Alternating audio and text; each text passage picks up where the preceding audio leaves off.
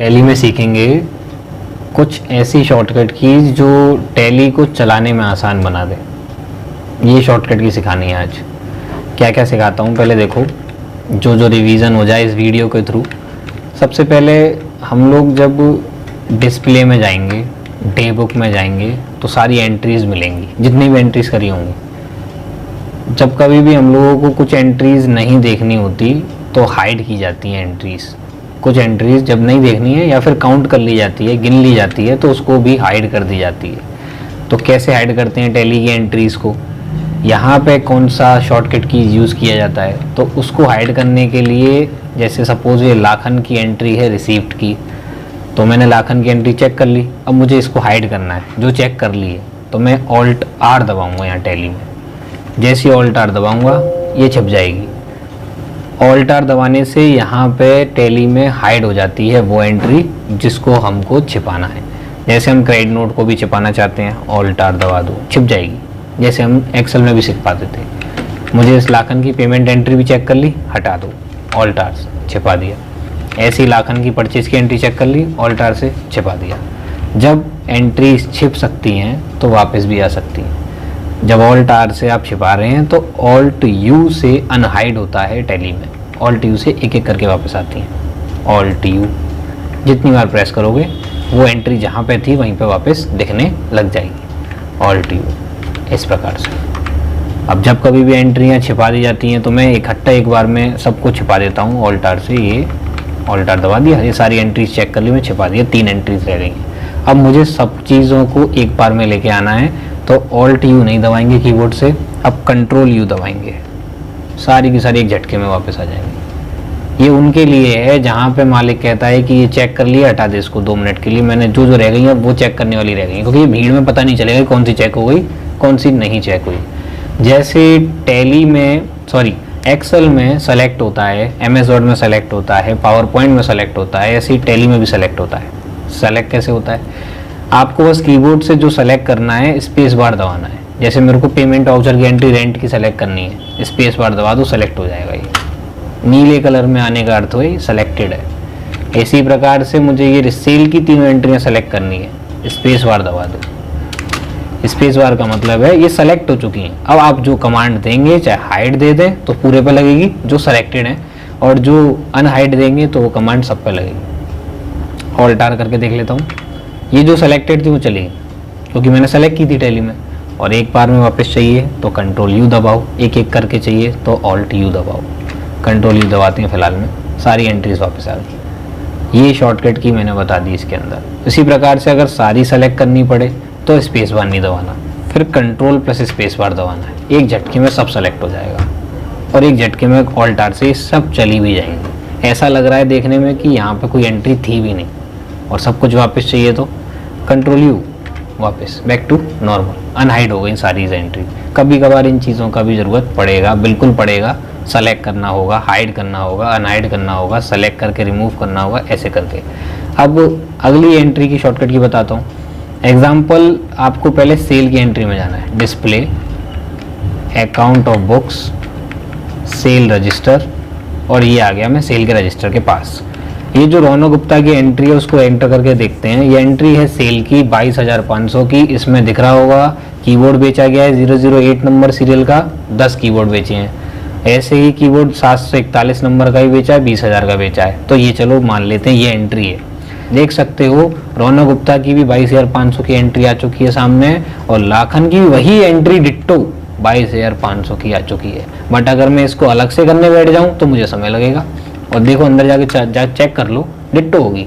Narration भी अभी change नहीं करी तो रौनक गुप्ता की ऊपर ही चढ़ी हुई है, वो चेंज आपको करनी पड़ेगी। अब इस नरेशन का भी एक शॉर्टकट की दिखाता हूँ। पीछे आ जाओ, वाउचर के पास एक एंट्री पास करी थी मैंने, तो वो पेज अप पेज डाउन के बटन से दिख जाती है कौन सी लास्ट में हुई है। तो हम क्या करेंगे अभी फिलहाल में, एंट्री कोई पास करते हैं, नरेशन में देखना पहले तो रेफरेंस नंबर देना पड़ता है, पार्टी का नाम देना पड़ता है, रवि का नाम दे दिया। यहाँ पे ये वाउचर खुल के आता है, पूरा डिटेल मांगता है। फिर बच्चों को मैंने बताया यहाँ पे एंटर दबाए करो। इसकी जगह पे सारे एंटर अगर एक बार में चाहिए तो कीबोर्ड से कंट्रोल ए दबा सकते हो। कंट्रोल ए सारे एंटर को एक बार में एक्सेप्ट करने की कमांड होती है।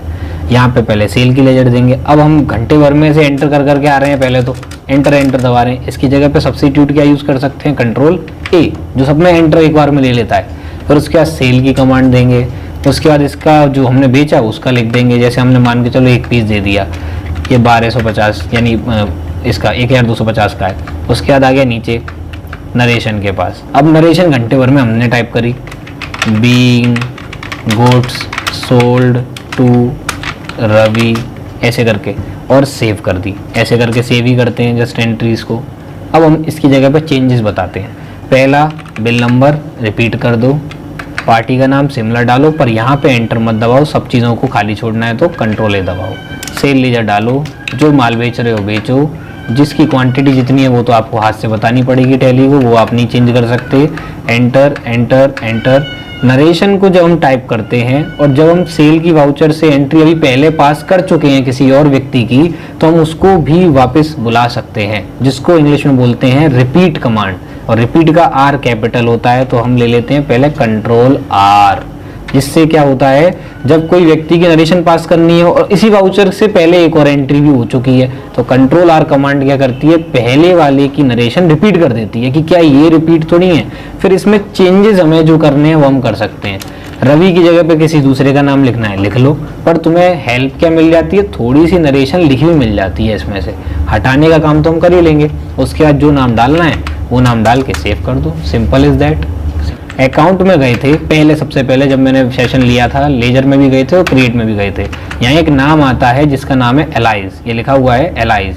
अब इसका प्रयोग सिखाता हूँ कैसे करेंगे। किसी व्यक्ति का नाम है राम प्रताप सिंह चौहान, इतना बड़ा नाम है।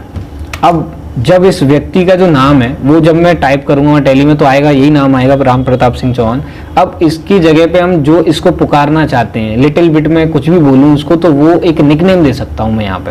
ऐसे एग्जांपल मैंने दिया राम प्रताप सिंह चौहान लिखा है, तो ऐसे लिख देते हैं RPS और सीधे लिख देते हैं, या फिर यहाँ SC लगा दो, जो भी तुम पुकारना चाहते हो उसको RPSC, और इसको सीधे मिनिमाइज।